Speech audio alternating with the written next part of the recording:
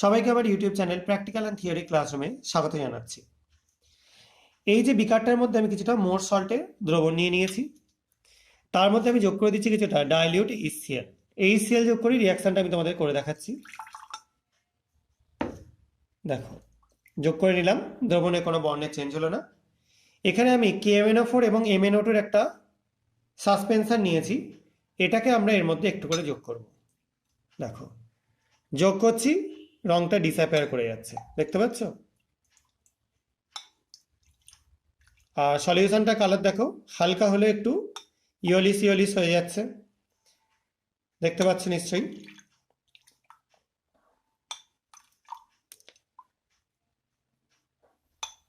দেখো, যত যোগ করছি তত ইয়েলো হচ্ছে এবং কালারটা পুরো ডিসঅ্যাপিয়ার হয়ে যাচ্ছে। তাহলে যতটা যোগ করে দিলাম আমি, তার জন্য কিন্তু পুরো কালারটা চলে গেল। এবার আমি এখান থেকে কিছুটা KMnO4 সলিউশন অ্যাড করব। এর মধ্যে কিন্তু MnO2 মিক্সচার নেই। দেখো, অ্যাড করবার সঙ্গে সঙ্গে সলিউশনটার কালার একটা বিশেষ টাইপের কালারে চলে এলো, যেটা KMnO4 এর একদম প্রথম দিকে কালার ছিল। আশা করা যায় সবাই কালারটা দেখতে পাচ্ছ। এবার আমরা এর মধ্যে যোগ করে দেবো কিছুটা Na2 solution, sodium sulphide solution. যোগ করবার সঙ্গে সঙ্গে খেয়াল করো কি চেঞ্জ হচ্ছে।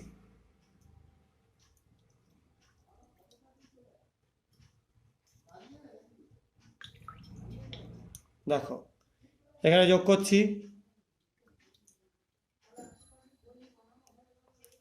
আরো কিছুটা যোগ করলাম।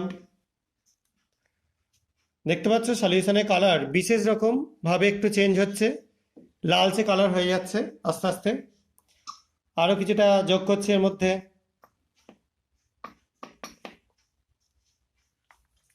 এবং একটা গ্লাস রড দিয়ে একটু সামান্য নাড়িয়ে দিচ্ছি।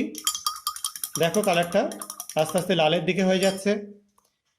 এবং আরও কিছুটা আমরা যদি সলিউশন মিক্সচার এর মধ্যে যোগ করে দিই, তাহলে এই কালারটা কিন্তু আস্তে আস্তে ইয়েলোর দিকে রান করতে থাকবে। কেন এরকম হচ্ছে? জেনারেলি এখানে যখন আমরা H2S এরকম একটা মিডিয়ামে রিয়াকশন করাচ্ছি, কারণ Na2S দিয়েছি অ্যাসিড মিডিয়ামে, মানে H2S তৈরি হবে। আমি তোমাদের আরও পরিচ্ছন্ন করে বোঝানোর জন্য এখানে আমি একটা Na2S এর বিড নিয়ে এর মধ্যে অ্যাড করে দিচ্ছি। দেখো, অ্যাড করবার সঙ্গে সঙ্গে সলিউশনটার কালার পুরো ইয়েলো হয়ে গেল। এটা MnO2 তৈরি হওয়ার জন্য হলো। এটা যদি আরও কিছুক্ষণ করা হয়, সলিউশনটার কালার কিন্তু আস্তে আস্তে